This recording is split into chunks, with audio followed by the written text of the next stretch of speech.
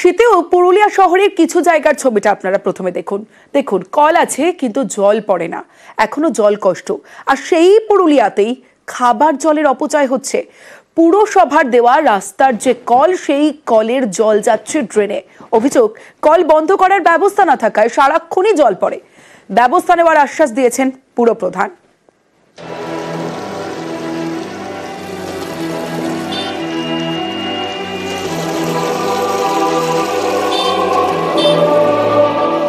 রাস্তার পাশে পুরসভার কল, স্থানীয়দের দাবি এসব জলের কল বন্ধ করা যায় না, তাই রোজ খাবার জলের অপচয় হয়। আবার কোথাও কলই নেই, অনবরত জল পড়েই যাচ্ছে। এই ছবি পুরুলিয়ার পুরো এলাকার, যে পুরুলিয়ায় জলকষ্টে ভোগে। শীতেও পুরুলিয়া শহরের অনেক জায়গায় জলের অভাবের অভিযোগ। সেই পুরুলিয়াতেই জলের অপচয় এভাবে রোজ। এইদিকে টাঙ্কির থেকে জল দেখি বেরিয়ে যাচ্ছে, কিন্তু সেটা আমরা তো দেখতে পাই, কিন্তু সেটা পৌরসভা দেখে কি দেখে না জানি না। হ্যাঁ, এটা তো নিশ্চয়ই দেখা উচিত। এইদিকে যদি নষ্ট হয়ে যাচ্ছে, এটা অবশ্যই কন্ট্রোল করা উচিত।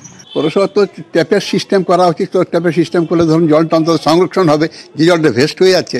সাধারণ মানুষেরও দরকার আছে যে যেসব জায়গাতে ধরুন জলটা নষ্ট হয়ে যাচ্ছে, তাদেরও একটা চিন্তা করা দরকার আছে যে জলটাকে কীভাবে বন্ধ করা দরকার। আমি চাইবো যে জলটা যাতে মানে সংরক্ষণ করা হয় এবং জলটা যাতে নষ্ট না হয়, ভেস্ট না হয়। আমরা বেশ কিছু জায়গায় পদক্ষেপ গ্রহণ করেছি, মাঝখানে কাজ বিভিন্নতে থমকে আছে। আমরা খুব শীঘ্রই আমাদের ডিপার্টমেন্টকে নির্দেশও দিয়েছি, বিভিন্ন জায়গায় নাগরিকদের কাছে আবেদন জানিয়েছি যে যেখানেই জল অপচয় হচ্ছে আমাদের হেল্পলাইনে ফোন করুন। আমরা তৎক্ষণাৎ সেখানে গিয়ে যাতে জলের অপচয়টা বন্ধ হয় সেই স্ট্রিট ট্যাপটাকে আমরা বন্ধ করছি। পুরুলিয়া থেকে ইন্দ্রজিৎ মণ্ডল, নিউজ 18 বাংলা।